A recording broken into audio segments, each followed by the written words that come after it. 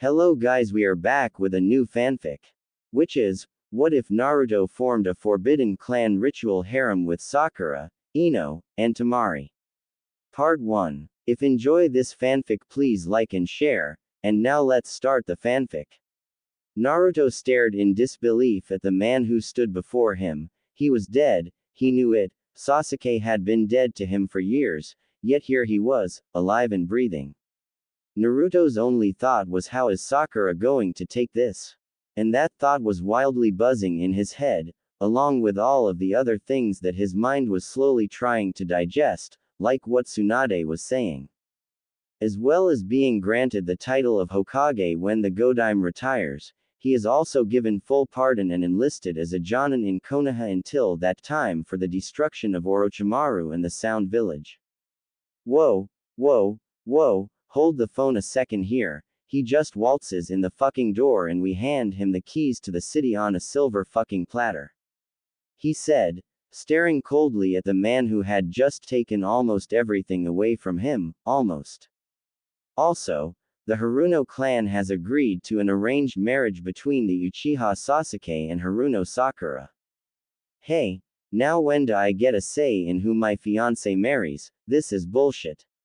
He said, looking at Tsunade with hurt and angry eyes. Sorry, but it says here that at 5:30 this afternoon, just 20 minutes after Sasuke arrived, she came into the office and had your marriage documents terminated.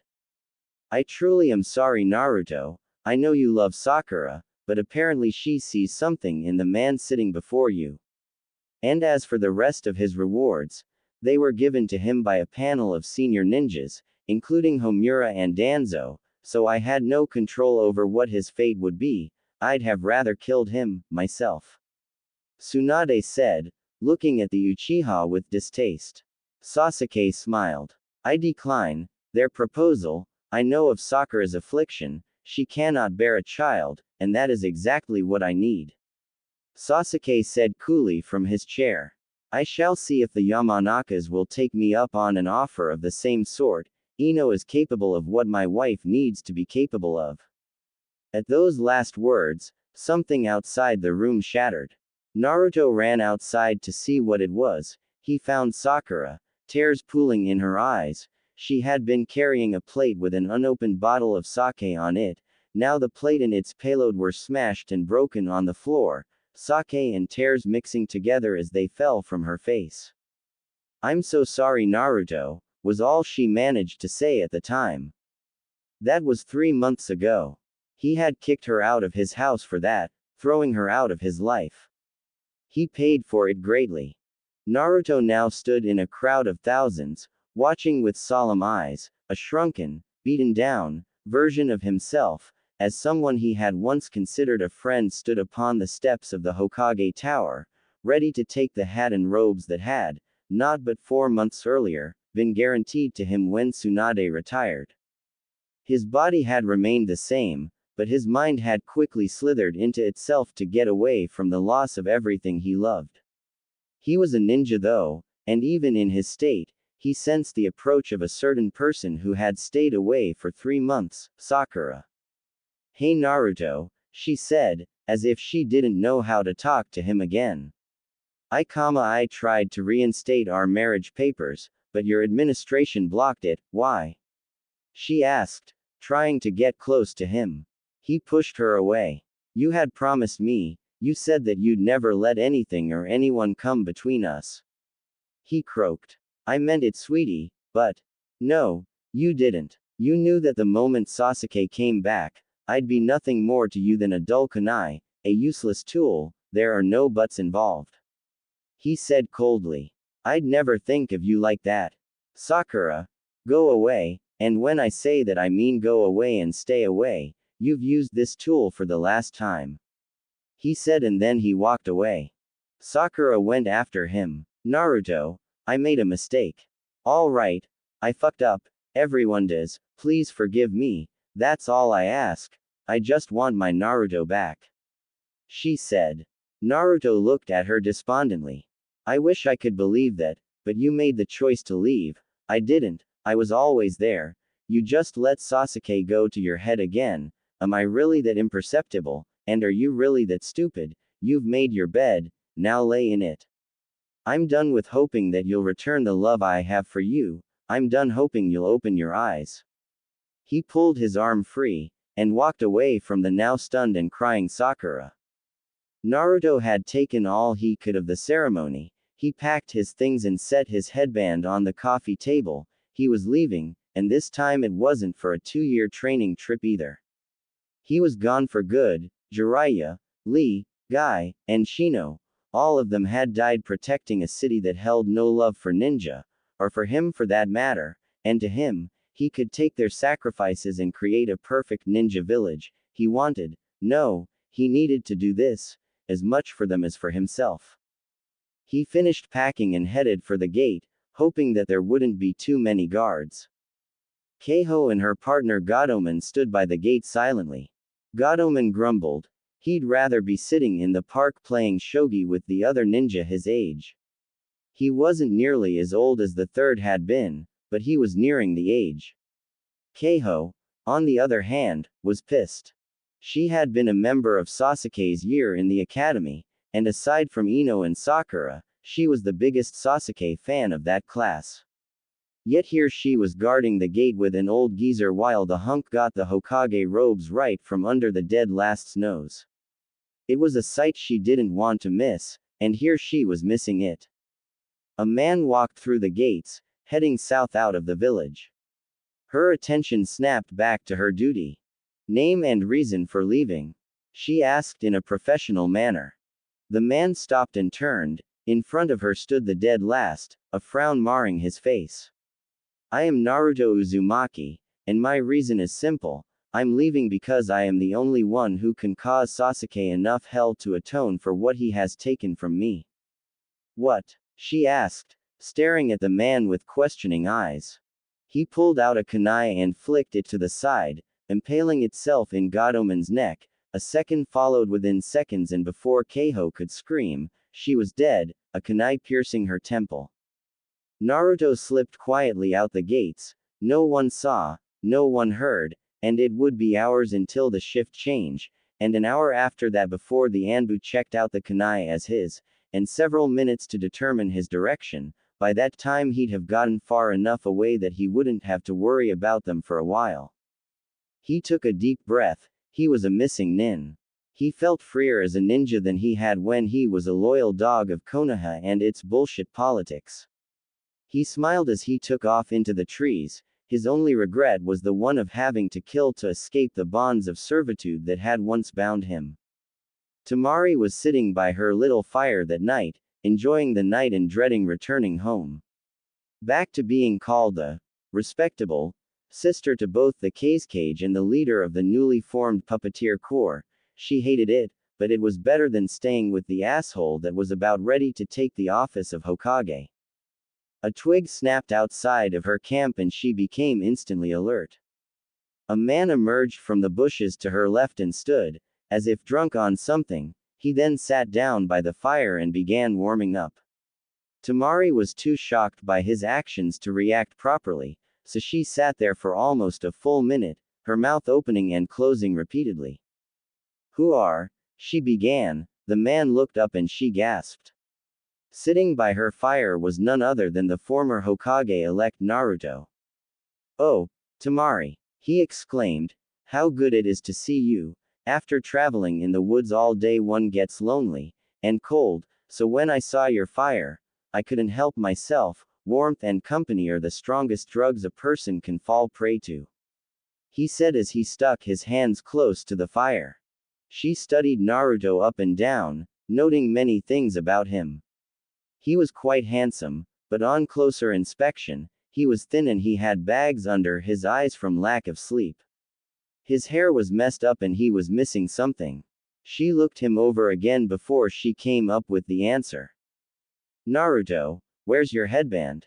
She asked. I don't need it anymore. He replied. Why? Did you retire? Aren't you a little young to do that? Well, I kinda retired, it's more like he didn't finish as a kunai shot its way toward him. He caught it and flipped around behind Temari, pinning her and putting the kunai to her throat. She looked up to see 7 Anbu standing in front of Naruto. One took a step forward. Hey! Naruto shouted. You make one move on me, I'll kill her. This is the diplomat from Suna, so back off or you're likely to start a war between Konoha and Suna.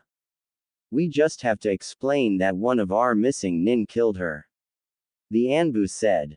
Yeah, well, you're forgetting who I am. I was in the Anbu for 2 years. I know how you act, how you are trained to kill, everything. I'll kill all of you and her. Then make it look like you tried to assassinate her and she fought back. Some of the jutsu I use have the same effects as her wind scythe jutsu. I can easily make it look like a failed assassination mission. The Anbu stepped back. He's right, let's retreat for now. The man didn't finish speaking as 7 shuriken embedded themselves deep into the Anbu standing in front of Naruto. They never wanted to take action. Naruto said to her. Besides, I wasn't going to harm you anyway, but now you know of what I am. I can't exactly expect you to keep it from your brother, so, now I'm going to take drastic measures. Whoa, hey, missing nin, drastic measures, I don't like where this is going. She said. Naruto tied her hands and feet together, then threw her over his shoulder. Me neither, he said as he gave a quick chop to the back of her neck, knocking her out. He then set up the camp to make it look like Temari had finished the Anbu with a wind jutsu before he left. Temari woke with her hands untied, well almost. Her right hand was tied to a post. Her right was free to move as she wished, but the way she was positioned, she couldn't reach the knot to untie herself. She scanned her surroundings. She lay on the bed in a small room, a chair stood just out of her reach, and in it sat her one-time friend and ally gone missing nin, Naruto. Why are you doing this, and what are you going to do with me? She asked. Ah, you're awake, he said, smiling. Good. I can now explain. I left Konoha for 2 reasons. I had nothing there anymore, and I had become disgusted with the way it was run. Even if I had become Hokage, which at the time was likely, I wouldn't have been in control of anything. A panel of senior ninja would rule behind and above me. The Hokage is just a shield and figurehead. I think that is stupid, so I'm going to create my own ninja village, in a new land of unimaginable wealth and prosperity, for those who have died for a village that has been reduced to a shadow of what it once was. I believe that states my reason for doing what I have done. Now, my choice is on what to do with you. I have 3. 1. I could kill you. 2. I could set you free, but you would have to follow my orders until we reach my destination. Or 3. I could hold you hostage and keep you as my prisoner for as long as I see fit. She glared at him. In my opinion, the second is the best choice, but I know you too well. You'd try to escape and I'd be stuck chasing you so that the information I've told you could be kept secret. She bit her lip. I won't tell anyone, she promised. Naruto sighed. Temari, they'd interrogate you, torture you even, if they believed they could get anything on me out of you. What would Gaara say if he saw you sniveling like this? Fuck Gaara right now. And fuck Kankuro too. I don't care what they think. I'm not just their sister, and I don't want to die here. She shouted. You don't have to. Naruto said quietly. Leave all of the shit behind. I will create a place for us to live, like Orochimaru did. It will start out small, but within a few years I'll have enough ninja to open myself to the world. Then, when Sasuke is least expecting it, the village hidden by the ocean will rise out of the shadows and destroy him. That is my goal, that is all I live for now. Are you mad? Temari asked, staring at the man as if he was a complete lunatic. Konoha is the strongest village in the 5 nations, not to mention it's allied with Suna, and we sand ninja are no pushovers either. Besides, how are you going to amass a collection of ninja big enough to create a ninja village and be little more than a group of missing nin hiding in a bunker? She said, trying to convince her friend to give up the insane plan that he had come up with. No, I'm perfectly sane. Naruto said with a smile that assured he wasn't. And as for how I'm going to do that, You delivered the report yourself. Mist has apparently had a bunch of Ninja Go renegade on them. I intend to track those ninja down and coerce them to join me. You mean the 30 ninja that went rogue last week? She asked. Yes, he replied. With their help I'll be able to start up a new village and slowly build up a force large enough to destroy Sasuke. Maybe I should also make use of the last of the Sound Ninja and enlist them to help me fulfill my goal. You really are insane. Getting help from Sound Ninja. Naruto, open your eyes and see how far you have fallen. Temari said in a commanding voice. Naruto got up and walked to the window, turning his back to her. He took in a breath and started speaking slowly. When Sakura was hurt on that mission, I lost hope in having a son. A piece of me died then, when Sasuke came back and took my job, my fiancé, my goal, and my dream. For each of those things, a part of my soul died.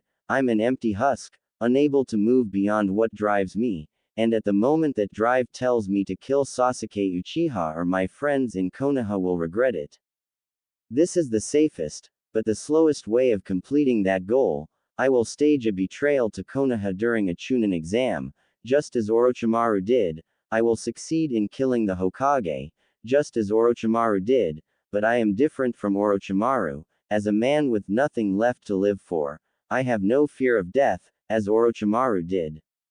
Now, will you join me? Will I kill you, or will I keep you prisoner? Temari was silent for a moment, staring at the hopelessly wrecked person standing in front of her. He turned, and she slumped in defeat. There was no getting around him.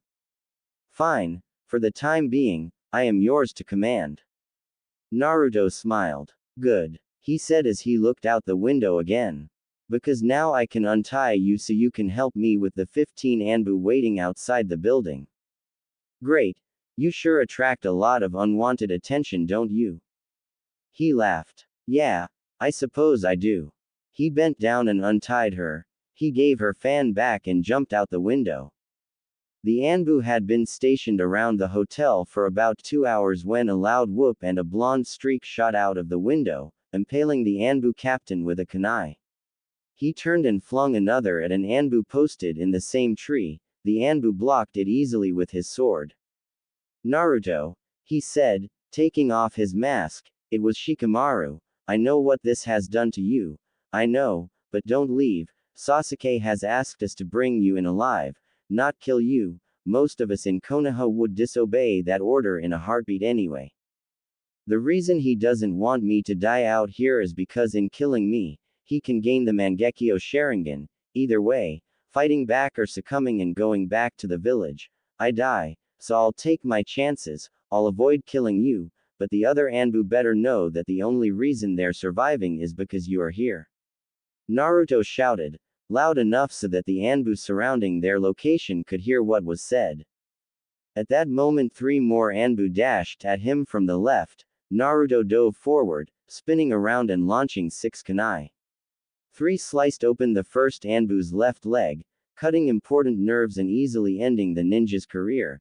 The next 2 pierced both eyes of the second. The 6th kunai sped toward the 3rd Anbu's chest, but to avoid the attack, the woman turned. The kunai impacted deep into her right shoulder, shattering her shoulder blade as it penetrated all the way to the handle. Naruto sighed, looking at Shikamaru.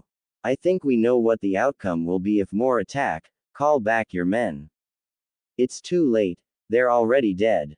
Temari said as she jumped into the tree beside Naruto, balancing her fan between the ground and 2 of her fingers, one position to where she could open the fan as easy as flicking a switch.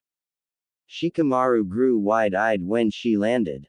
Temari, what are you doing here? He asked her. I've decided to take the high road in life. It didn't help that until a few minutes ago I was held prisoner here. She said, it seems to me that being able to do what I want, when I want isn't such a bad idea. Why didn't I become a missing nin sooner? Shikamaru looked at her incredulously. You're telling me you've decided to run away from your village? And with the person who took you prisoner yesterday, are you really Temari, or am I seeing things? No, Shikamaru, I'm really here, and our plans, they can't continue with me like this. I'm sorry, but killing your soldiers makes this either an act of war against Konoha, or Suna, whichever way you want to look at it, or me going rogue. What would you have me do? Shikamaru slumped. So it's over. Well, this news must reach the Rukodime. I hope he lets me continue to follow you, because next time it might be someone a little less merciful than me. He placed his mask on his face and retreated quickly, leaving Naruto and Temari in the tree. Temari balled up her fists. Damn you, Naruto Uzumaki, she hissed. I have lost everything now. I was planning on marrying him the next time I came to Konoha. Gaara was going to be there, and Shikamaru and I would be the go-betweens for Konoha and Suna. We might have always been traveling, but we didn't care. Now that life is gone from me, it's out of my grasp now, and it's your fault. Naruto sighed. Would you have preferred it if I had kept you tied up? I know what you were going through. A very good friend of mine had the same problem. I saved you from that. Temari punched him square in the face, sending him into the trunk of the tree. So you knew? Who cares? I gave up my only chance to be happy to get out of that now. She growled, watching as the clone disappeared and Naruto jumped down from a higher branch. There will be more chances for happiness where we are going, Temari. Don't be impatient. When bad things happen, something good will come to counter it. He said, smiling at her. She collapsed in tears. But he was all I had.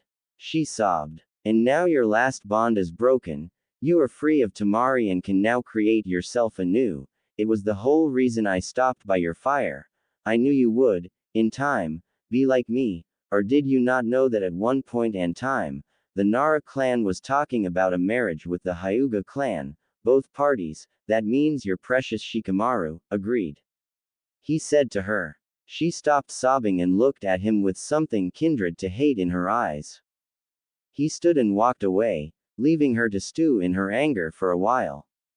Temari sat in her sorrow and anger for almost an hour before everything finally sunk in.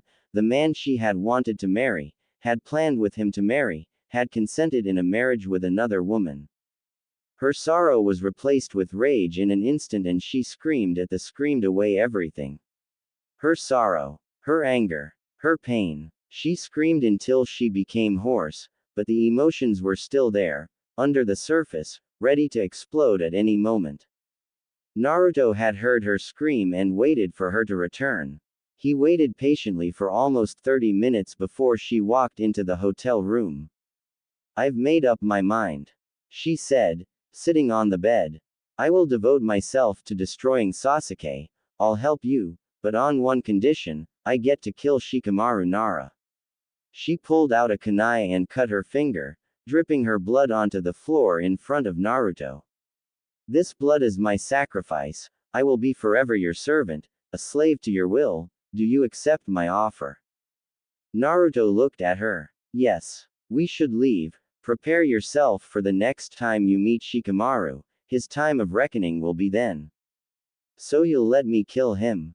She asked enthusiastically. Naruto smiled. I'll let you. I wouldn't have stopped you from chasing after him, although I would have followed you to guarantee your return. Now, how do you feel about finding the sound ninja now? Temari smiled. It sounds like a fine idea. Why not get Rock and Mist as well? Now it was Naruto's turn to smile. That sounds like the best plan you've come up with in a while. Temari didn't show anything outwardly, but inside she flinched. I'd be careful. One more remark like that could get you killed, Naruto Uzumaki. She said to him coldly. His grin didn't falter. Don't worry, Temari. I know when to stop, unlike a certain Nara punk. She kept her rage in check. He was only joking around, trying to make her angry. Well, god damn it, it was working. A month later, a slightly wild-looking Naruto stood in front of a bunker. To his side was Temari, looking just as wild. Both had been running all over the 5 nations looking for this place. And they had finally arrived at the Sound Village's current base. Master, Are you sure this is the place? Temari asked, staring into the depths. Naruto focused on a certain point, and watched the rhythmic breathing of the two ninja hiding in the wreckage of the entrance. Yes, Temari. We are here, be prepared. I am here to make an alliance with them, but that doesn't mean they won't try and harm you. Don't be worried for me, Master. I'll be perfectly fine. I am just a tool now, after all. Temari, I have talked to you about this attitude for several weeks. You are not just a tool, you're good company as well, and I'll miss the fun little conversations we have during meals. You mean the ones where you bring up my past and I berate you for it for several hours, Master? Naruto chuckled, looking up into the sky, then down to the worn boots on his feet. Yes, you like those conversations too, don't you? They are always enlightening, Master. And why is that? Because, in this whole month, I have never used the same insult more than once, Master. Yes, and the number of insults thrown at me has been exactly 1,772. I hope we can add more to that number tonight. I don't know, Master. I'm running out of insults. Most of these I got from my younger brothers. Naruto looked down at his boots again, holding his hand up, he signaled for permission to enter. The ninja in the bunker froze and Naruto realized he had signaled to them leaf style. He grumbled and pulled a white sheet from his pack, waving it like a flag. The ninja quickly made a hand signal for enter, and stepped aside. Naruto smiled. He could finally begin. With this small step, he would be setting of a chain of events that would lead to the destruction of Sasuke. Even if Konoha had to be destroyed in the process, it would be worth it. He took that step, and entered the base, holding his hands high for the sound ninja to see, as did Temari. The ninja allowed them entrance, but kept a wary eye on them, but that was okay. Naruto thought to himself, they don't have to trust me, they just have to work for me. With a smile, he took off the cloak he now wore, as did Temari, and stepped into the depths. A year and 8 months ago. An axe swooped downward. Sakura didn't feel anything other than a strange pulling sensation on her lower abdomen. She jumped back and upon landing, was met with a wave of pain so furious it threatened to render her unconscious. This mission had gone to hell in a handbasket. Sakura and Ino were the medics in this assault team, led by none other than Naruto. The team consisted of a tracker to find the enemy squads, 2 medics, and 4 heavy hitters for engagement. They had been retreating from a successful attack when another squad ambushed them from behind. Ino had taken off with Shino, their tracker, and Lee, one of the 4 heavy hitters in their group. Naruto, also a heavy hitter, had taken the other 2 under his command and blocked Sakura off from the enemy, as she had already used most of her chakra to heal the destructive warriors. One ninja, a burly giant with a deadly axe, had somehow gotten through, and had now managed to injure her. The sound ninja walked up to her slowly, as if savoring her pain before killing her. He smiled at the woman now on her knees, bleeding heavily and struggling to stay awake. Well now, did I hurt ya, little missy? My apologies, I'm just trying to feed this glutton I have here. He said, patting the axe fondly, as if rewarding a child for doing a good deed. Well, I better finish you off before our friends get here to interrupt his dinner. The ninja lifted the axe, preparing to cleave Sakura in 2. He smiled, but as he prepared to swing, a muffled thump sounded behind him. His eyes widened, and he fell forward, a kunai lodged stoutly into the back of his head. She relaxed just a fraction, her vision swam and she fell backward, dizzy. Her eyes barely registered the mop of golden yellow hair, but her body could not help but feel the grip of her teammate and boyfriend. She smiled. She didn't even notice the other 2 ninja that stood beside him, one being their friend Sai and the other a new addition to the group. Naruto, you're here, she mumbled weakly, her vision steadying enough to see the tears running down his face, mixing with the rain that was gently falling around them. Yeah, I'm here, he choked out. And everything's gonna be alright, sweetie. Ino will be here in a minute, and she'll fix you up right as the rain that's falling around us now, that she will. He said, speaking the last bit in an imitation of her father. She laughed a little bit, then looked up at him. It's too late, Naruto, she said, staring into his glacier blue eyes solemnly. I've lost too much blood. I don't think I'll make it home. He choked back a sob. Wiping back a lock of pink hair from her face, he said, No, we'll be home. Oh God, Sakura, we're going home. Don't give up on me now, baby. Hang in there. I'll be right here. I'm not going anywhere. Oh God, where's Ino? Naruto, please, Sakura whispered. He leaned in closer to hear her next words, barely even a whisper. No more talking. Just stay right here, okay? Be with me until it ends. She said as she grasped his hand. Naruto's sobs filled the clearing.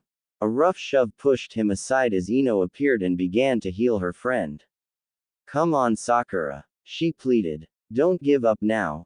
I'll have you good as new in a minute, you just hold on. I was gonna be your maid of honor, goddammit. I'm not about to let you die now. The blonde woman hissed as she worked. Ino. Sakura's eyes dimmed for merely a second, then with a shuddering breath the color returned to her pale face. She gasped in a huge lungful of air and gripped Naruto's hand tighter. It's all right, he said, reassuring himself as much as he was her. Everything's gonna be okay. He turned to Ino. So where's Lee and Shino? Weren't they with you? Ino's body went rigid. Shino and Lee were separated from me in the ambush. They were surrounded. By the time I was able to render assistance, it was already too late. They're gone. Sakura's brain barely registered this information. Instead, she felt an immense wave of exhaustion envelop her. Tired. She mumbled. I'm just gonna get a couple winks, K. And with that she drifted to sleep, hearing Naruto call her name. Sakura. Sakura, wake up, Sakura. Sakura. Sakura, wake up, Sakura. A new voice registered in her brain. It was a cold and demanding voice that sent a chill down her spine. She opened her eyes to see her ex-teammate sitting at the Hokage's desk, glaring at her angrily. She had been asleep in the lounge chair in the Hokage's office. This is not the time to be daydreaming. He snapped. We have important matters to deal with and here you are taking a nap in my office. If you do that again I'll have you flogged and demoted. He snarled. My apologies, Hokage, she said, standing to make sure she did not fall asleep in the chair again. Kakashi looked at her with a knowing glance. He hated politics almost as much as she did. She and her old mentor stood at attention waiting for his orders. Sasuke growled angrily, then stood and walked to the window, displaying a calm that both knew was just a thin cover for the rage boiling under his skin. I want you to find him, I want you to bring him back here, and I don't care what his condition is as long as he is brought through the gates alive. Am I clear? Yes, sir. The two ninjas said in unison. Sasuke turned, his eyes now the red of the Sharingan. I want you to take 2 full squads of Anbu, that's 14 more to your number, that should be sufficient. Failure is not an option. If you return through those gates without him, you're as good as dead to me, now go. The two ninja vanished through an open window almost instantly, barely stirring a breeze in his office. The dark Uchiha sat back down and placed his elbows on the table and interlocked his fingers. Settling into his favorite brooding pose, he waited for the Anbu captain he had sent with 2 full squads to retrieve the blonde menace. The office was quiet as he waited. After an hour he slammed his fists against the table. Where the fuck is that lazy bastard? He shouted. Shikamaru returned to the town where he had fought the 2 blondes earlier. He looked at the destruction wreaked by Temari's fan.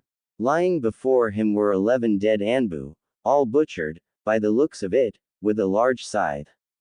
He sighed and headed to the tree where he and 3 others had engaged against Naruto. 2 were moaning. The one woman had staggered over to the man who was now blinded, and was trying to pull out the kunai embedded into his eyes. She looked up when she heard him approach. "Oh, sir," she said quietly. "We didn't expect him to react as quickly as he did, and the power he went through Higeki's mask, look. And poor Shiroto probably won't walk again," she said, and then slumped to the ground, finally giving in to the effects of blood loss. Shikamaru sighed as he hefted all three of his injured soldiers on his back. He took off into the forest without another word. Sakura bounded through the forest with her group in tow, Kakashi beside her. She slipped into the rhythm of jumping from branch to branch and let her mind wander. After that mission she had Tsunade check her ovaries.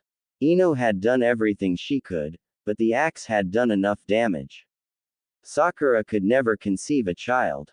She and Naruto had nearly split apart after that, until Naruto proposed, then things had been just fine until Sasuke had returned. She had seen him, and felt her old infatuation return, and now look at the mess that had unfolded from her mistake. "All right, this is as far as the rest of you go," said a certain silver-haired shinobi beside her. Shikamaru grunted under the heavy weight of the survivors of his squad. He needed to get to the Hokage fast, and he was losing precious seconds hauling the three Anbu on his shoulders. An idea suddenly hit him. They were of no use to the Hokage anymore. Surely the torture they would face for all three losing to one man with 6 projectiles. They would be humiliated, and probably would either fall into depression followed by suicide, or they would leave. Death out in the field would be a better deal for them, wouldn't it? The three Anbu stirred, and Shikamaru sped up, a small smile lighting his face. The forest was suddenly filled with the noise of 3 people screaming as they fell to the forest floor. Shikamaru picked up the pace, with considerably less weight on his shoulders.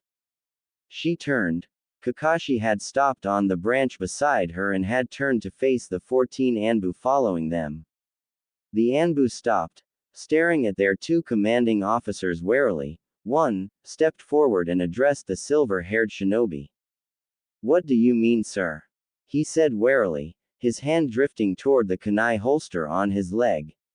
"We're supposed to follow you and render assistance in bringing Naruto back." Kakashi looked down. "I know, but I have made my decision. I will not follow Sasuke's orders anymore."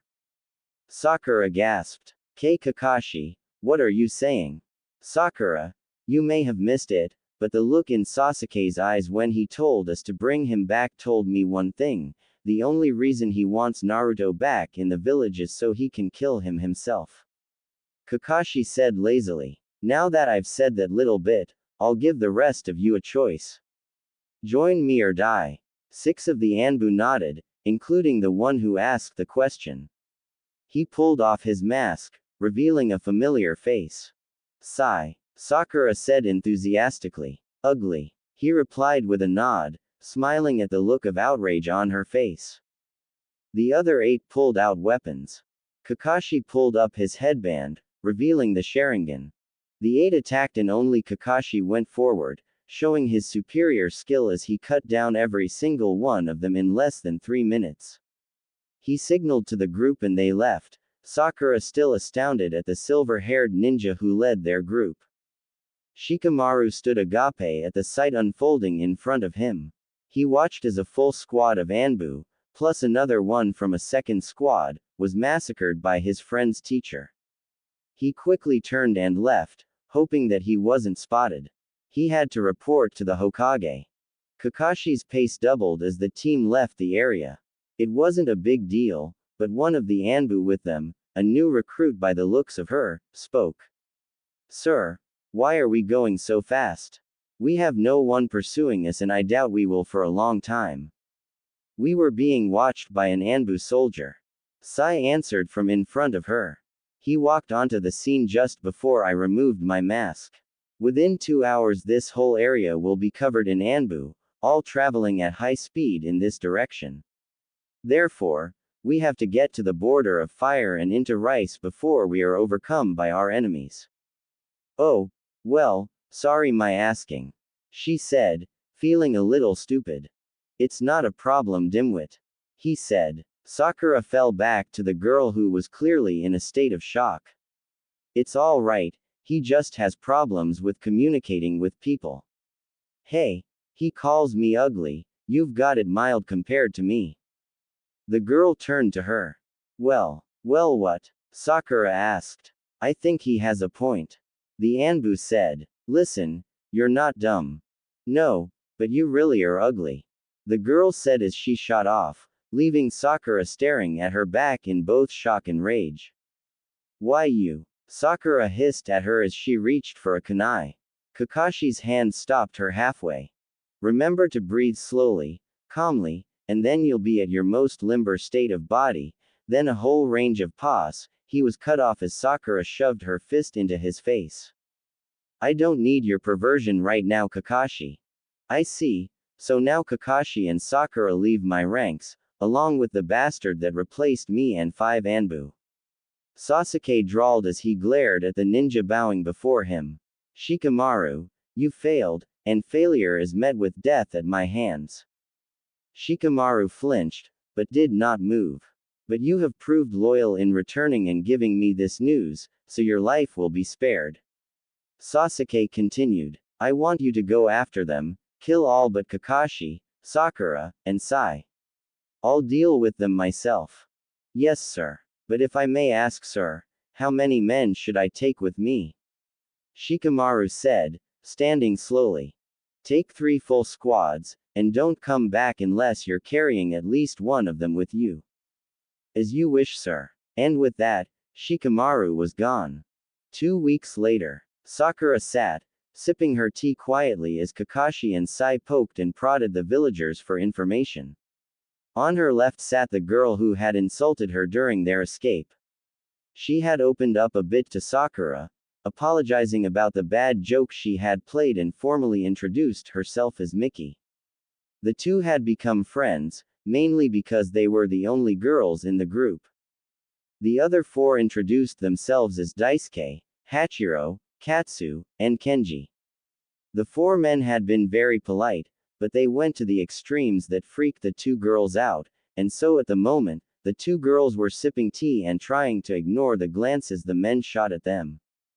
Sai and Kakashi walked up the road to the small inn where they were staying. Sai looked pretty, well, normal for him, so depressive and boring, but Kakashi had a slight bounce in his step and gave all of them a smile, or at least what appeared to be a smile. Good news, he said, we're on his trail, he passed by here a week ago.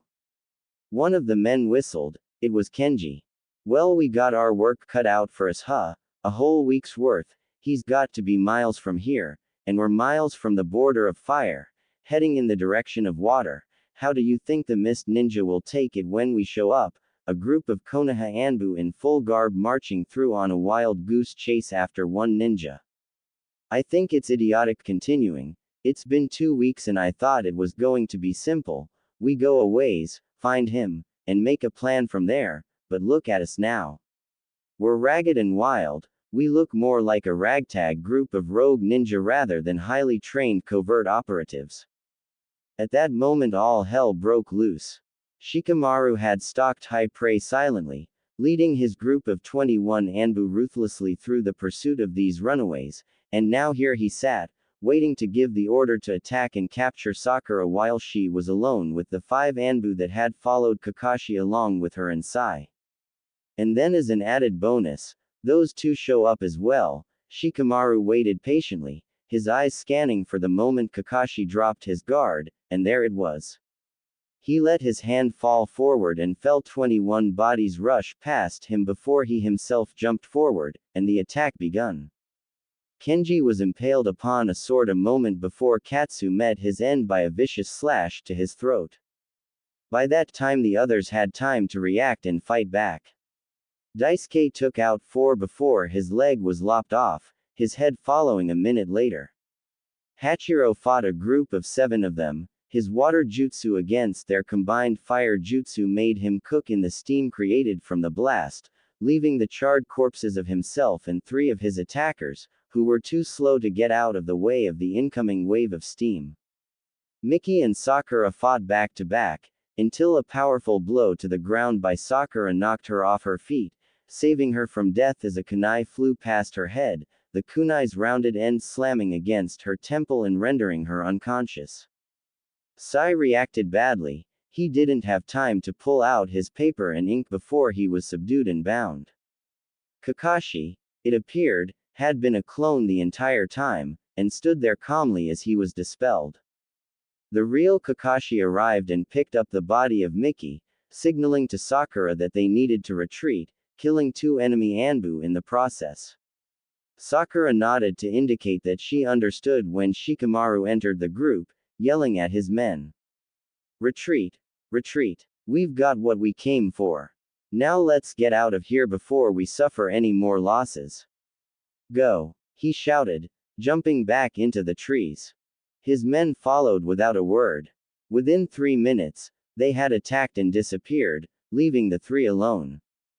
Is she? Sakura started as she looked down at her new friend. No, she's only knocked out, came Kakashi's reply. But she was lucky. We've lost everyone else, and they took Sai before I could get here. He must have been following us.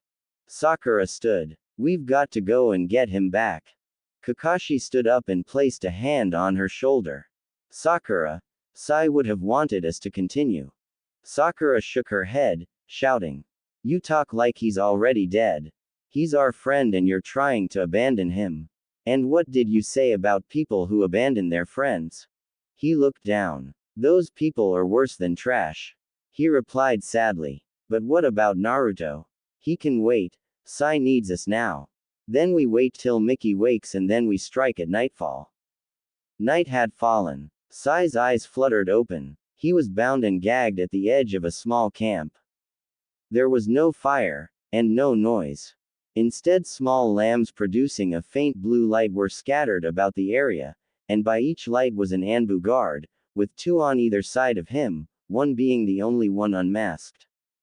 He looked at the man's face, and then it clicked. He was staring at none other than Shikamaru Nara, head captain of the Anbu after Naruto gave up the position and most of the ninja life for politics on his way to the Hokage title. Sai glared at the man as Shikamaru's gaze wandered down to check his prisoner. As his eyes picked up the scathing glare, he smiled. Ah, the princess is awake, he said mischievously. Well, guess what's going to happen to you? We're going to beat the living hell out of you and then we're going to drag you back for a nice long torture and execution by our beloved Hokage. He pulled the gag out of Sai's mouth. What have you got to say to that? Sai continued glaring at him, then his gaze shifted and he smirked. Would look out behind you work, he said. Shikamaru turned to watch his partner clubbed to the ground. But before he could give a warning shout, he was hit in the back of the head and he saw nothing but a flash of white light before blackness enveloped him. Sakura was untying Sai while Kakashi handled Shikamaru. Sai looked around. None of the other guards had moved. What? He began. Miki has them trapped in a genjutsu. Sakura said as she helped her ex-teammate up. Come on, let's get out of here before any of them break it. Sai and Kakashi nodded and the 3 were off, Kakashi in the lead. They met up with Miki about 80 yards away from the camp and together the 4 disappeared into the night. Shikamaru woke up to cold water splashing in his face. He looked around to see his remaining Anbu circled around him. Embarrassed, he stood. Status? He asked. None dead, but the prisoner got away, sir. Most of us were trapped in a genjutsu when it happened. Damn it. A week later, Sai stood overlooking a mist-covered plain. He turned to his right as Sakura, Kakashi and Miki topped the hill. Sakura gave a shout of joy. We made it, she whooped. We made it to water. Miki smiled brightly before adding in a peal of joyful laughter. Sai just gave a small smile. Kakashi shushed the group and led them stealthily to a small town, where they bought local clothes that made them look, for all the world, like natives, concealing their various ninja weapons inside the folds of large jackets that they had bought as well. Now we go on a search for our blonde friend in one of the most dangerous countries to foreigners. We must be silent and quick. Do not let the hordes of bandits or the squads of ninja on patrol see you. You will be killed on sight. Kakashi said to them as they left the village, Kakashi himself wary of the eyes of the villagers boring into their backs as they walked. Shikamaru paced the opening of the umpteenth lab that they had followed Naruto's trail to. It was empty, as usual. They had not caught up to the blonde after forsaking the search for Kakashi and his followers. He had sent a bird in one of the border towns, requesting to go after Naruto instead. Sasuke had sent back a very angry yes, but it had been a yes. It was an easy, but unfruitful job, tailing Naruto in hopes to catch him. Sasuke had also sent reinforcements. At the moment, he had a full 7 squads under his command, all doing a different job. The main purpose for the reinforcements was to allow some of them to tail the group Sasuke was hell-bent on retrieving and punishing. He had 3 full squads following them up until they had crossed the border into water less than a day ago, and those troops would soon be returning. He looked up as his earphone squawked to life, and Anbu was reporting from inside the base. No one's been here for almost 2 weeks, sir, and it looks like only 2 people were here. Is that all the information you have gathered? Shikamaru radioed back. No, sir. I followed their trail to a back entrance. They're heading southeast by the look of it, sir. The Anbu said over the radio. Good job, soldier. Radio your squad and meet me at the front entrance in 15 minutes. I want a full report of the building before we go off searching for those 2 blondes. Yes, sir. Thank you, sir. The Anbu said before the line went silent. Shikamaru signaled his troops to head to the entrance and wait. They waited patiently and in 15 minutes, at the scheduled time, out walked the 7 Anbu. One stepped forward. Report. Shikamaru said stolidly. The base is empty, sir. No one's been there for weeks. The Anbu said in a professional manner. Very well. Let's follow that trail you found. Shikamaru said, leading his men southeast at high speed, right over the top of the base and past the secret entrance found by the Anbu scout. Shikamaru had a smile on his face. He was off hunting. 2 weeks ago, Naruto sat by the fire. Temari was across from him, going into one of her now frequent rages. Goddammit. This was the 7th fucking base we've been to. Fuck. If I'd have known these bastards were going to be this hard to find, I wouldn't have advised going after the rabble of fucking dimwits we're tracking. She threw a log into the fire, sending sparks and burning debris into the air. She turned to Naruto, who was sitting peacefully, chewing on a chunk of rabbit that had been their dinner. Temari, I believe it would be best if you calm down. He said smoothly. She spat. It's your goddamn fault that I'm here in the first fucking place. Naruto's eyes grew cold. Sit down. And that was an order. He shouted. She grumbled a bit about blood oaths, but sat down quickly, lest she receive some of her master's rage. Naruto stood. I will not have you acting like this when we enter their camp, understand? You will have to obey everything I say without question. You must be the epitome of serious. I demand it from you. We must make an impression. They must, and I mean must, respect us, or we cannot get them to join our cause.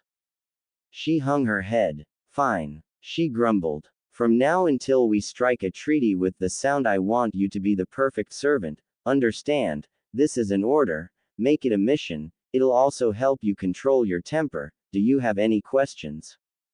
Temari's face hardened before she schooled her expression. No, master. I have no questions. I exist to follow your rule. That is all I need to know. Good. We move out at dawn. The closest base is a few days from here. Yes, master. Temari looked around with interest. There had to be at least 50 ninja inside this base. She didn't want to think of the odds of surviving against that many at once.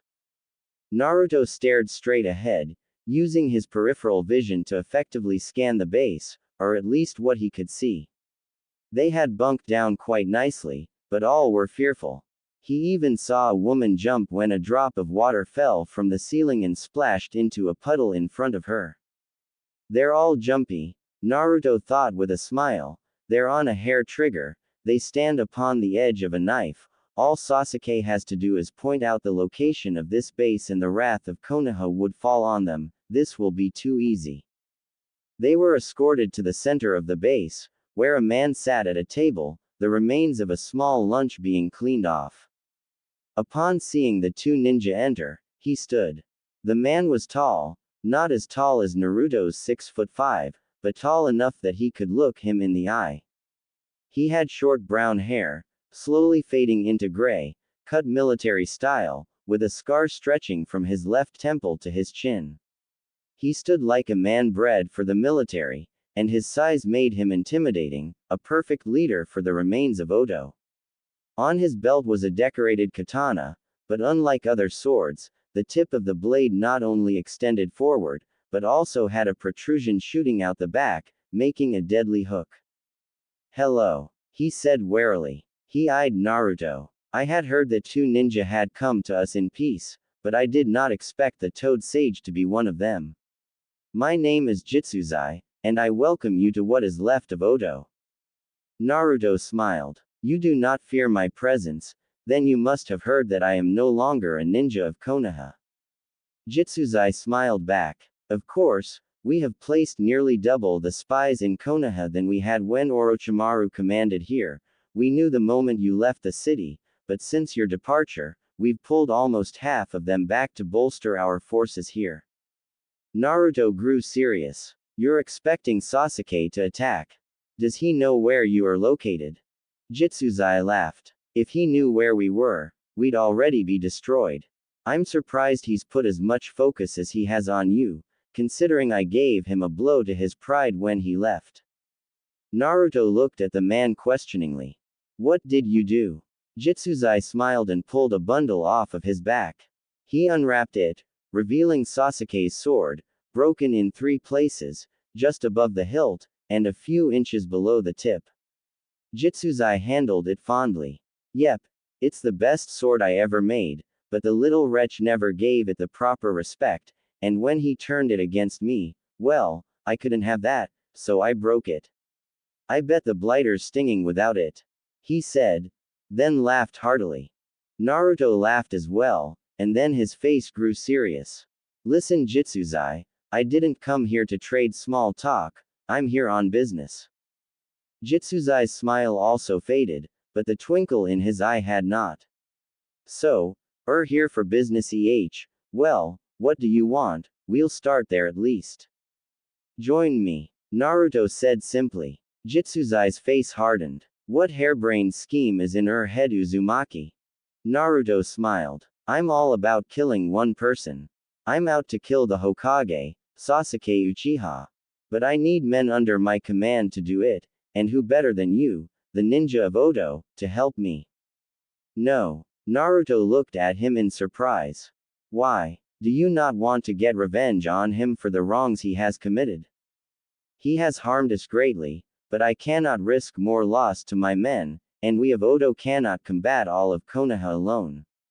Jitsuzai said sternly. Temari stepped forward, her demeanor of a servant vanishing instantly. She stood by Naruto, looking straight at Jitsuzai as if he was no more than an Anbu captain. You will not be alone.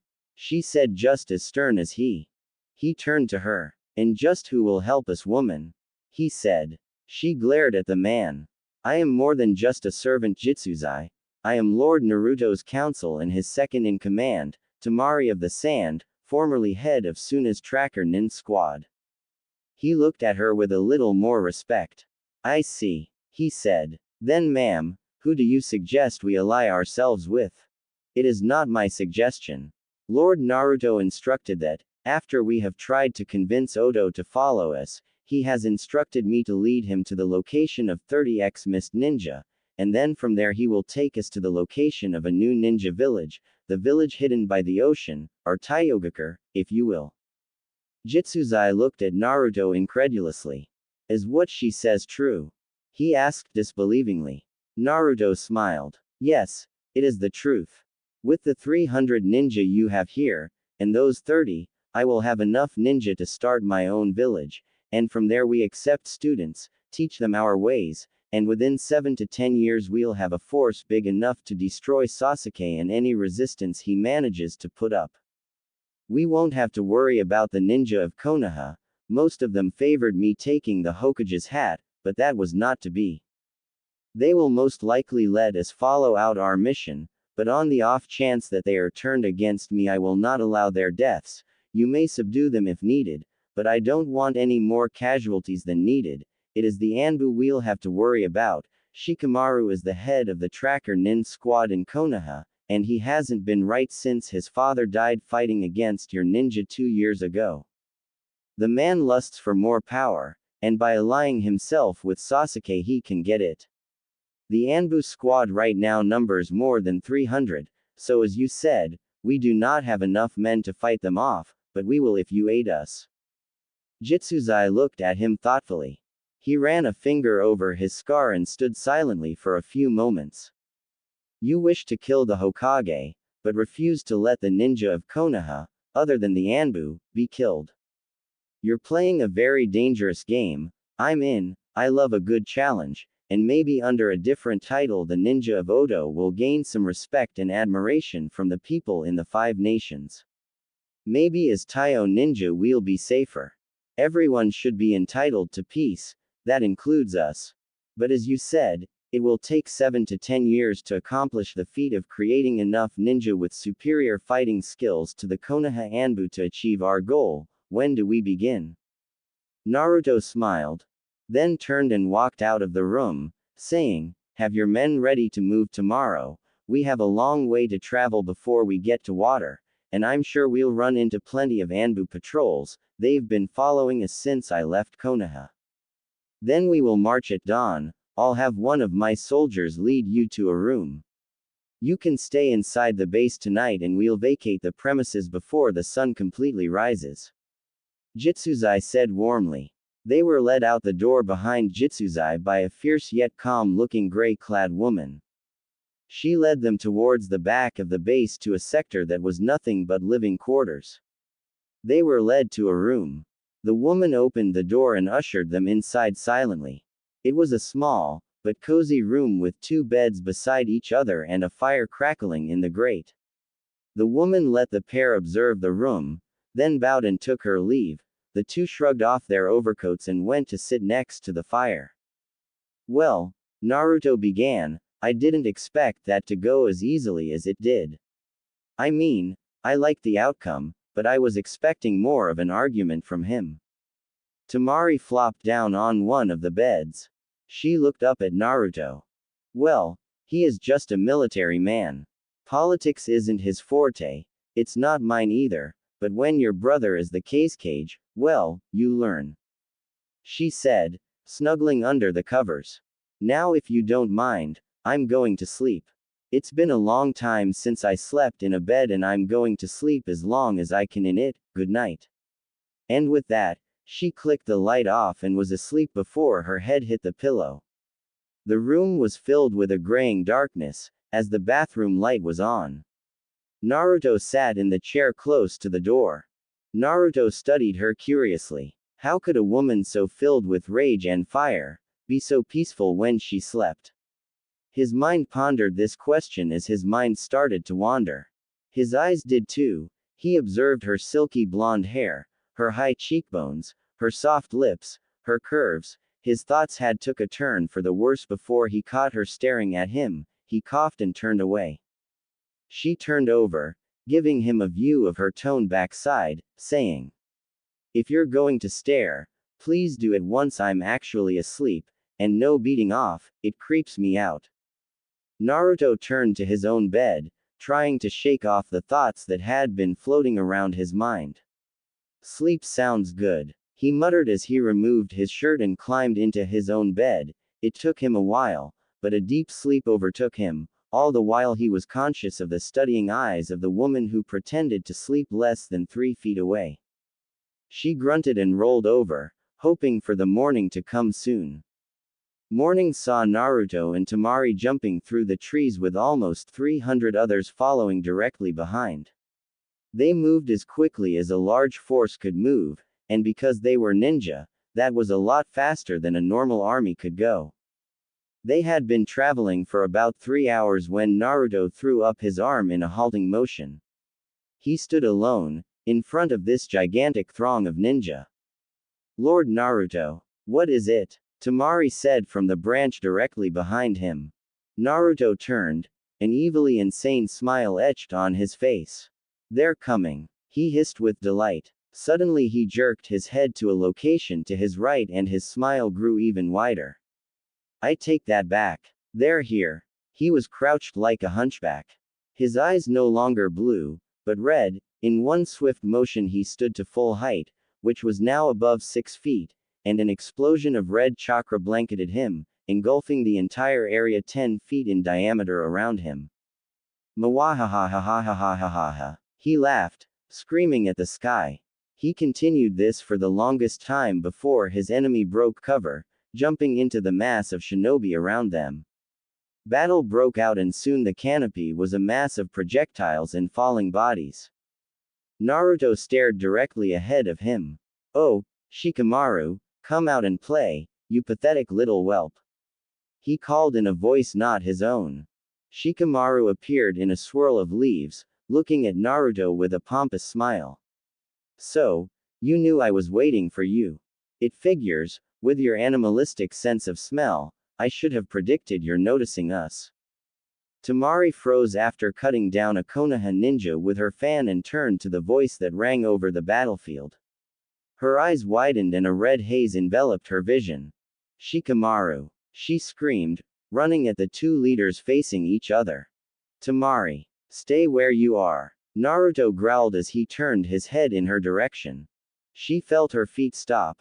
Her oath wouldn't let her go any further, but her heart was aching for the death of the man standing across from Naruto. You told me I'd get to kill him, Naruto. She shouted, why are you stopping me? Naruto's red eyes lingered on her for a moment, then he turned them back on his opponent, who sat watching the interaction with an amused expression on his face. You'll get your chance, Temari, but now is not the right time. I want you and Jitsuzai to get the sound ninja out of here. I think you can handle 30 or so Anbu. We're 300 plus strong. Go, I'll keep Shikamaru busy. Anbu are only as good as their captain, he said as he prepared himself for battle. So you plan to keep me here while your army heads to water for a little bit of reinforcements? Shikamaru said unfazed, the cocky smile never leaving his features. You know as well as I do that I can outsmart you at every turn. Naruto vanished, appearing right beside the Anbu captain. In one swift motion he backhanded the man, knocking him off the tree limb they were perched on. Shikamaru fell rapidly through the foliage, trying desperately to grab at a branch. He had succeeded several times, only for Naruto to appear and lash out, knocking him off again. I'll see you down at the forest floor, Shikamaru. Ha ha ha ha ha ha ha. Temari swore she heard maniacal laughter behind her, but she ignored it, jumping into a group of ninja who were being plagued by a few super fast Anbu. She blocked a katana with her fan and kicked out, catching one of them in the gut. He fell back, winded, and was decimated by the sound ninja who had now had enough time to retaliate. She turned when she heard the air whistle, and barely dodged a shard of a sword that looked oddly familiar. The tip had a second blade sticking out, making a hook. She turned in the direction it came from to see Jitsuzai surrounded by Anbu, using the foot and a half left of the blade on his sword to shred his opponents. The man fought like someone possessed, his sword flashing red as the fluidly and brutally slaughtered the Anbu. They had reached for their own swords, but the weapons were like rotten wood compared to the blade wielded by the vicious leader of the sound ninja. She smiled, he was a good fighter, and would make a powerful ally in the future. If they ever got to it. Shikamaru screamed as another series of lightning-fast attacks hit him in the abdomen. This was the third strike, and Shikamaru had coughed up a lot of blood the other 2 times, so he expected the same from this barrage as well. His prediction proved true as he turned and not only spat out a glob of blood, but retched and found the contents of his stomach to consist of the same substance. Nyahahaha, laughed the monster standing over him. I'll leave you like this for now, Temari still has dibs on killing you. With that, Naruto vanished. Temari slit the throat of another Anbu with a kunai she had snatched out of the air and looked around. Jitsuzai was standing beside her, and all was quiet. No sounds of battle remained to account for the destruction of lives that had just taken place. It's disheartening, isn't it? The aftermath of battle isn't a glorious celebration, it's a grisly scar on our race. Jitsuzai said as he looked around. No, there will never be glory in battle, unless you give your life for a cause that becomes fulfilled and is never forgotten. Only the dead get the real glory, the living suffer, as is the way of war. Said a voice from behind and slightly above the two. They looked up to find Naruto sitting on a branch and leaning against the trunk of the tree, his hands limp at his sides. He sat there jackknifed, staring at the mass of ninja who at this moment were under his command.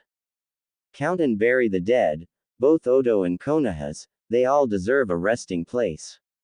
He said quietly. I want this done as quickly as possible, we won't camp till tomorrow night, and I want to be in water a few days afterwards, we're close enough. Jitsuzai looked at Naruto admirably. And Temari was dumbstruck at the kindness Naruto was showing to the ninja he had broken ties with. She didn't understand his reasoning. The Konoha Anbu squad was the main enemy to their cause. She kept that in her head as the army worked to bury the dead. It was in late afternoon before they were finished. Temari. She snapped out of her daze. Naruto still sat in the crook, he was staring at her intensely. What is it, my lord? She asked. To answer the question I am sure is in your mind, I need to ask you a question. What is it? In Suna, do you recruit Anbu every 5 years, and does the training process take another 3 years after that? He asked. Yes, why? Because that is the way Konoha set our own Anbu up. I handpicked and trained most of the Anbu we killed today. He said quietly. Oh, Temari started to apologize, but held her tongue.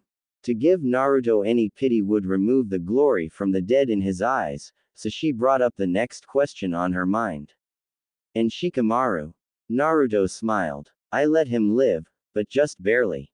He'll crawl his way back to the closest village, radio in a medic and reinforcements and be on our tail in no time.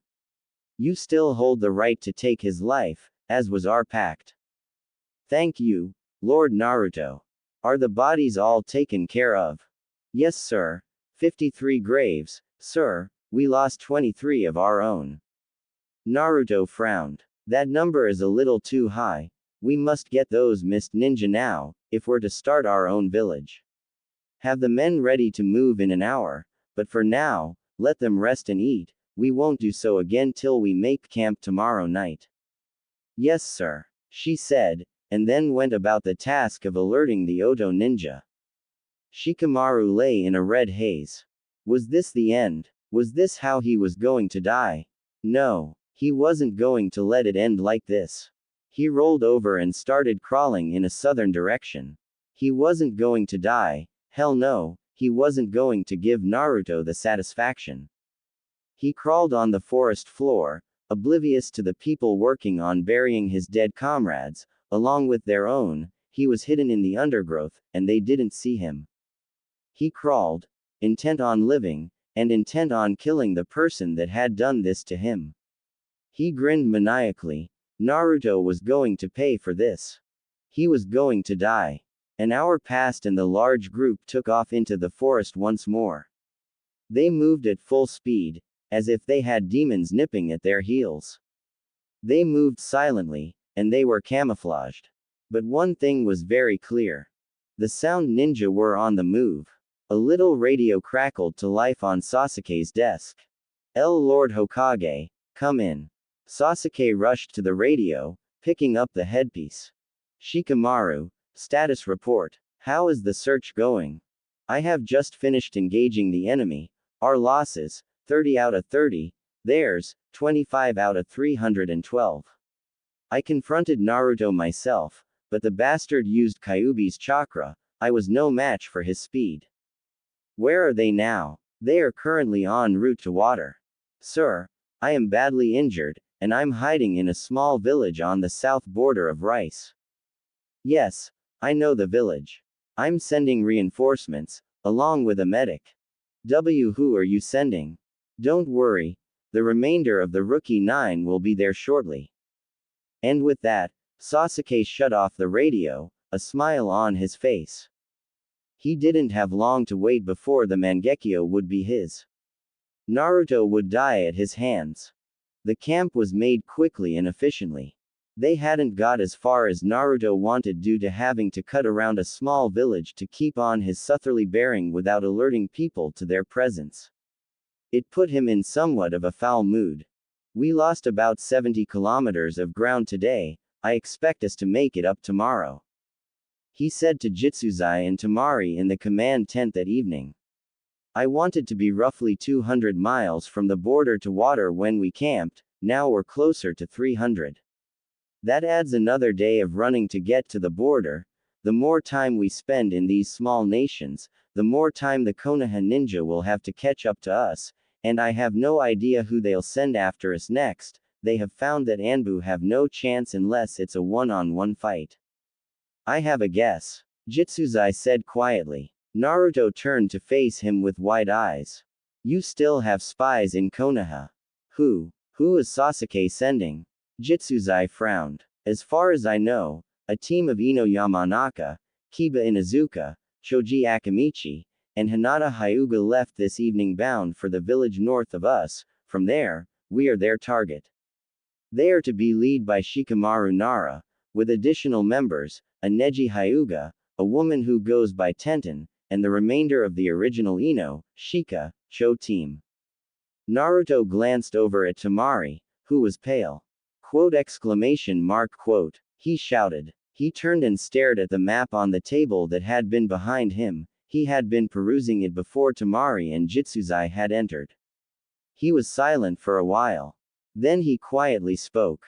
We head for water. The men get 3 hours in the sack, then I want them up and running at double speed, no stops for 2 days. I want as much distance between us and them as possible. Both of his advisors snapped at attention.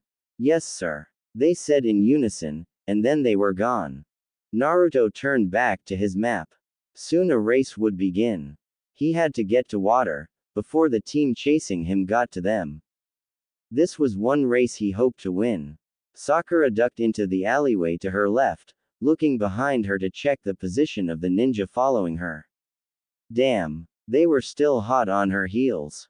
She ran down the alley, praying to whatever deities that watched over her that she would find a way out of this mess. She turned a corner and cursed. She had run into a dead end. She turned as she heard the noise of several people running down the alley. How did she get stuck in this mess? She was in the largest city in water. It was about 4 times bigger than the Mist Village. Its immense size was due to the fact that it sat directly over every single trade route in water. They had been here for a few days, following a lead on Naruto. According to a man in a village near the border in Fire Country, Naruto was looking for 2 groups of people, the Sound Ninja and a small band of ex-Mist Ninja. Kakashi reasoned that if they joined either group, they were bound to see Naruto at some point or another. And since they were despised by the Sound Village, the Rogue Ninja were their best bet. The Rogue Ninja were sneaky though, they had to be. The Mizukage had every available Mist Ninja looking for them.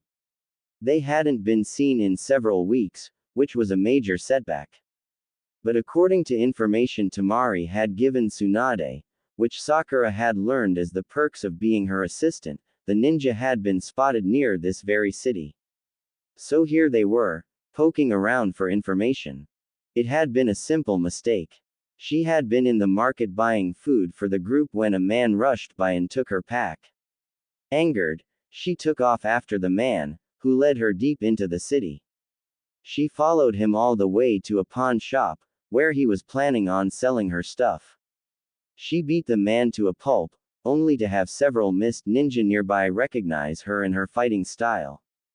The chase started at least 5 hours ago.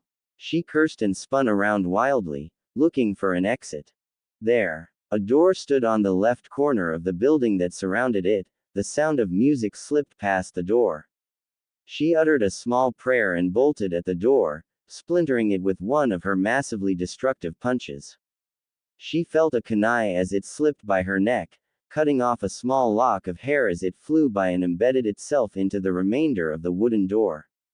She gasped and threw herself down a flight of stairs, where a wonderful sight met her eyes. People. There were almost 300 people crammed into a room in front of her. On the other end of the room was a stage, where a band had just finished a song. The lead singer smiled at the crowd. "Well," he said, panting to regain his breath. "Are you guys ready for another?" The crowd cheered. "All right. This one is from our first album. I hope you enjoy it. I dedicate it to this city we live in. Maybe it'll make you open your eyes," he said, readying his guitar. The guitarist strummed out a couple tones and the crowd went into an uproar. The lead singer joined in with his guitar and started singing. "As I walk along these streets, I see a man that walks alone. Distant echo of people's feet. He has no place to call his own." Sakura took a look at the door to see shadows rushing their way down the stairs. She jumped up and threw herself into the crowd, trying and succeeding to merge herself into the crowds, putting on her hood to cover her bright pink hair. She slowly started to make her way for the exit on her right, near the stage. A shot rings out from the roof overhead. A crackhead asks for change nearby. An old man lies in an alleyway dead. A little girl lost just stands there and cries. What would you do, if it was you? Would you take everything for granted like you do? She turned to look and flinched when one of the men pointed at her and began to make his way through the crowd. She had precious little time before the group would be on top of her. A boy just 13 on the corner for sale. Swallows his pride for another hit. Overpopulation, there's no room in jail. And most of you don't give a shit. That your daughters are porno stars. And your sons sell death to kids. You're so lost in your little worlds. Your little worlds you'll never fix. What would you do, if it was you? Would you take everything for granted like you do? She made a dash for the door. She got to it and wrenched it open, the men in hot pursuit. She turned and shut the door, locking it with a key that someone had accidentally left in the lock. She pulled the key from the door and crumpled it with her immense strength, thankful that the door was solid metal before slipping down the hallway towards the exit as the song playing behind her grew fainter and fainter. You turn away. You turn away. You turn away. You turn away. As I walk along these streets, soaking up the acid rain. Underneath the taxi cabs, I hear the streets cry out in vain. What would you do, if it was you? Would you take everything for granted like you do? What would you do, if it was you? Would you take everything for granted like you do? She exited the building and found herself reasonably close to the market. Pleased, she hurried to finish her shopping before heading back to their hideout, resigning herself to having to listen to Kakashi bitch about her being several hours late. XXX. Shikamaru threw the scroll he had just received across the room. He was immediately berating himself for it, as he couldn't get out of bed to pick it up. Out of the 200-some bones in the human body, the doctor said whatever force he had fought with had broken or fractured close to half of them. Almost every bone in his right side had been shattered. He was told to stay in the clinic until a high-class medic ninja could arrive to heal. Sadly, he could not find the best medic ninja in Konoha. She had went rogue. A commotion from the front office of the doctor's small clinic drew his attention, and a large dog shouldered into the room, followed by a motley crew of his friends and their family members. His own team had arrived, but his force had also been bolstered with Neji and Tenten, not to mention his teammates' fathers. His would have been here too, if he had not volunteered for that mission to invade and destroy the Sound Village. 2 years prior, 30 ninja were packed into the small office of the Hokage. She sat there with her hands clasped, her eyes scanning the crowd in front of her. These ninja were the best in the village, and she could trust none other than the best for this. I have an S-class mission, on volunteer basis only. Tsunade began sternly. Lady Hokage, asked the Anbu commander, whose striking blonde hair gave him away, this isn't just an ordinary S-class, is it? To ask for volunteers, what is the mission? I was getting to that, Naruto, be quiet.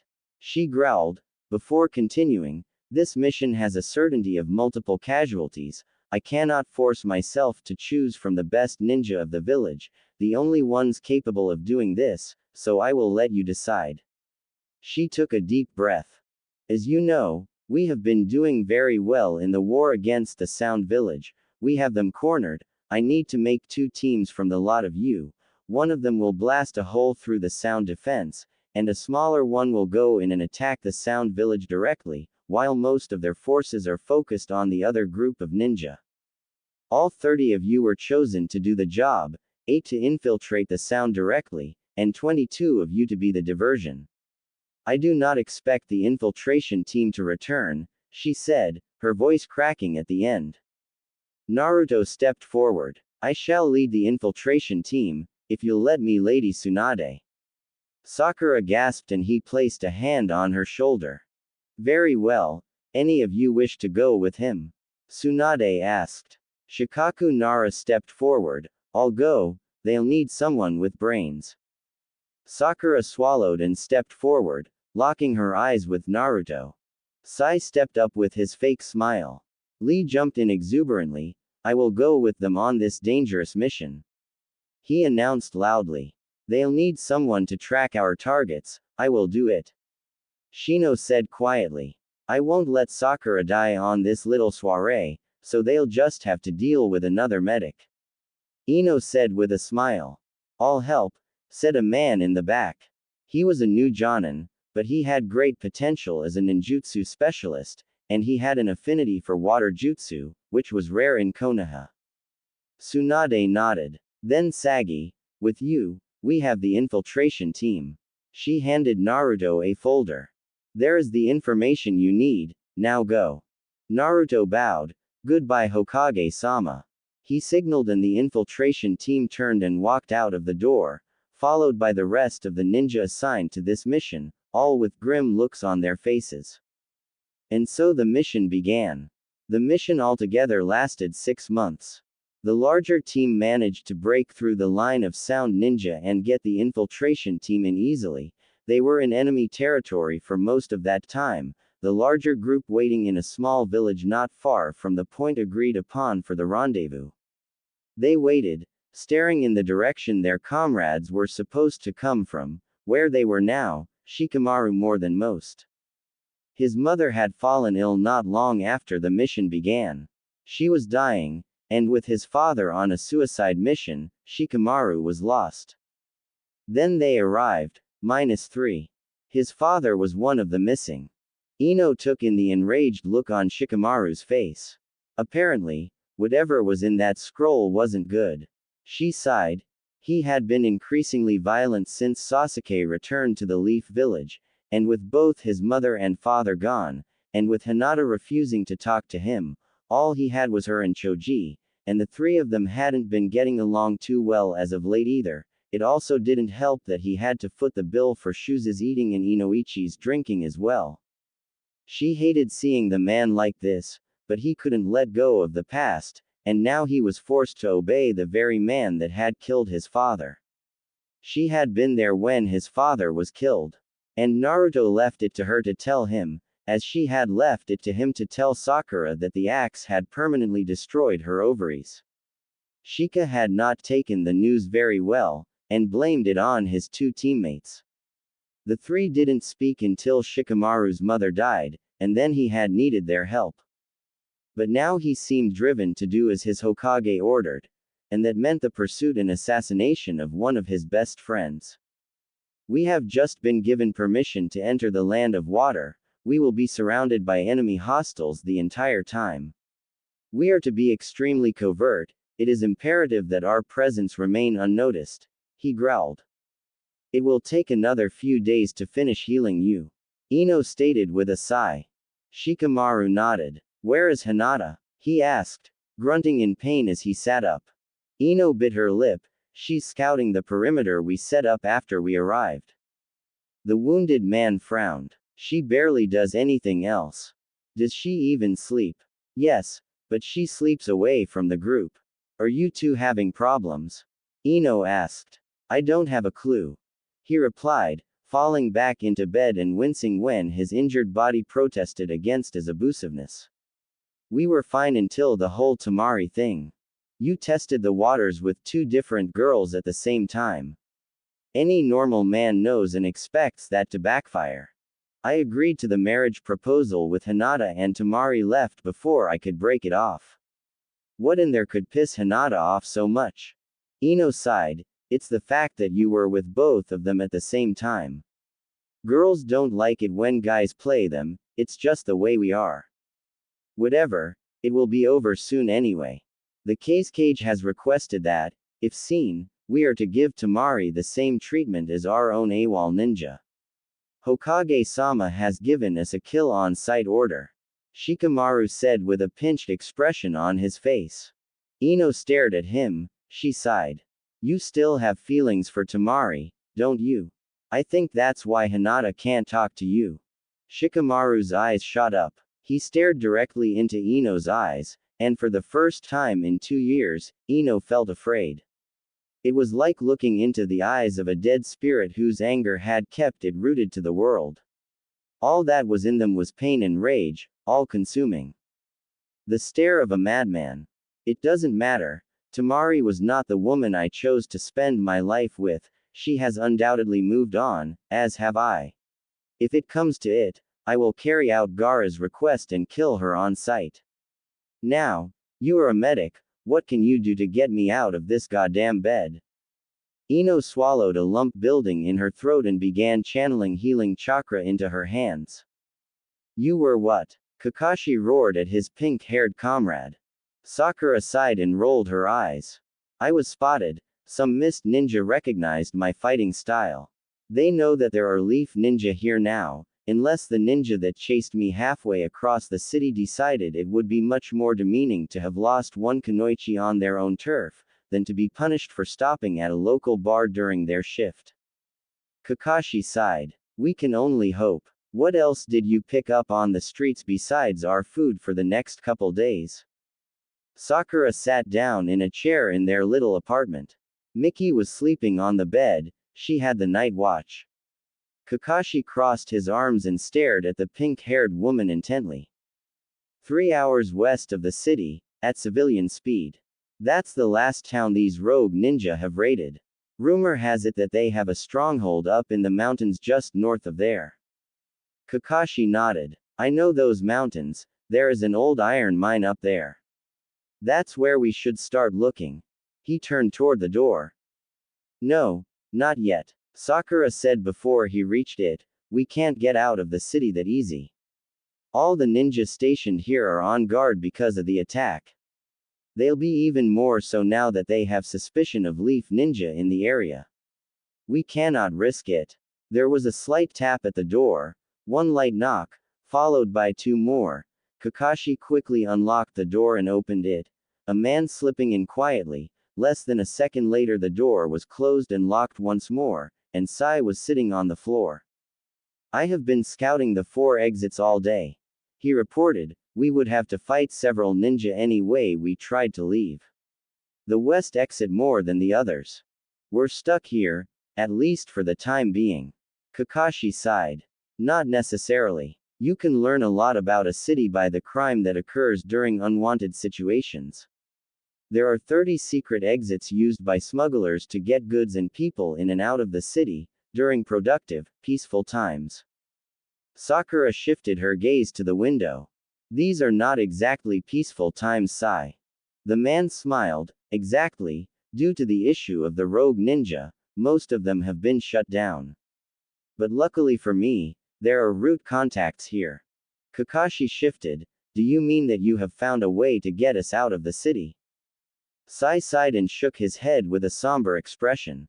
Not all of us. This contact isn't very trusting, but he agreed to get one person out 3 days from now. Another thing, it's a one-way trip. He'll get them out, but there's no way he'll help them get back in. So the 4 of us have to decide on who goes and who stays. Sakura said with a frown.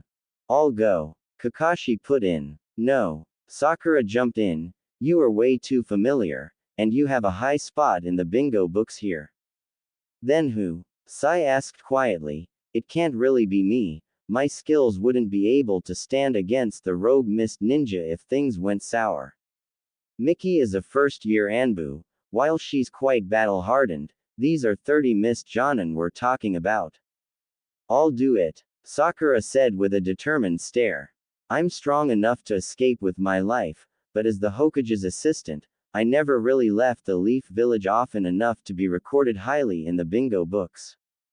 Sai began to argue, but Kakashi sighed and said, we might as well agree, Sai, when she gets that look in her eyes, there isn't much use trying to sway her. Fine, Sakura will go. The clinic was dark.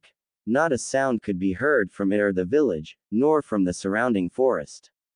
All was quiet, but that did not stop the ninja camped a few hundred yards out from being wary. Ino was cold. She had been for the last couple of weeks, when her father had told her that she was betrothed to Sasuke. Since then, the spot at her side had been empty and looming. And it hurt worse than any physical pain she had ever endured. She turned over and stared across a small fire to the other side of their encampment. He was still up, and by the look on his face, he was staring at her too.